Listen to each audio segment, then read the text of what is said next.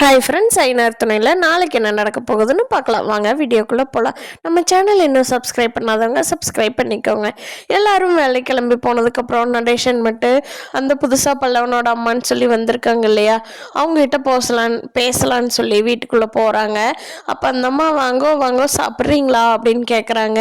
அதுக்கு நடேசன், என்னடி என்ன நினச்சிட்டு இருக்கிற, நடு வீட்டில் வந்து ஜாலியாக இருந்துக்கிட்டியா, அவங்களுக்கு தான் எந்த விஷயம் தெரியாமல் உன்னை கூட்டிகிட்டு இருந்திருக்காங்கன்னா உனக்கு அறிவில்லை, நீ எதுக்கு இங்கே வந்திருக்கிற, ஆமாம் உன் புருஷன் எங்கே போயிட்டா அப்படின்னு கேட்குறாங்க.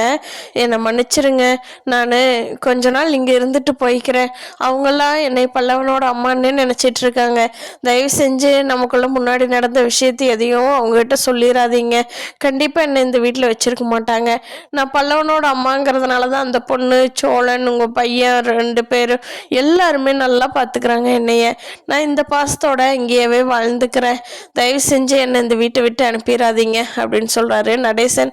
அடி பாவி, ஏதாவது பழையபடி இங்கே ஏதாவது எங்கள் வீட்டில் ஏமாற்றிட்டு போக பார்க்காத சரியா, என்ன நினச்சிட்டு இருக்கிற, இப்போவே நீ வெளியே கிளம்பு, இந்த நடிப்புக்கெல்லாம் நான் ஒரு தடவை ஏமாந்ததே போதும், நீ எல்லாம் ஏமாற மாட்டேன் அப்படின்னு சொல்கிறாரு நடேசன். அந்த அம்மா இல்லை நான் போக மாட்டேன் அப்படின்னு சொல்கிறாங்க.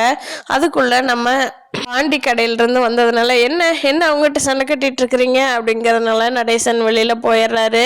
கண்டிப்பாக நடேசனும் அந்த அம்மாவும் கல்யாணம் பண்ணிக்கிட்டவங்க கிடையாது, பண்ணியிருந்தா அவங்க இப்படி பேச மாட்டாங்க. அப்படி சொல்கிறாரு, உங்களுக்குள்ள ஏதோ பிரச்சனைன்னு தானே நாங்கள் விட்டுட்டு போனோம், பழையபடி இப்படி சண்டை கட்டிகிட்டு இருக்கிறீங்களே, இது நல்லாவா இருக்குது, சோட்டு பசங்க வந்துட்டோம், இன்னையாவது கரெக்டாக இருக்கலான்னு இல்லையா 2 பேர்த்துக்கும் அப்படின்னு சொல்லிட்டு பாண்டி சரி சண்டை கட்டிக்காமல் இருங்கன்ட்டு கிளம்பி போயிடுறாரு. கண்டிப்பாக பல்லவன் வந்து அந்த அம்மாவோட பையனாக இருக்கிறதுக்கும் வாய்ப்பே இல்லை, ஒரு அம்மா பையனுக்கு உண்டான பாண்டிங்க அவங்ககிட்ட எதுவுமே இல்லை.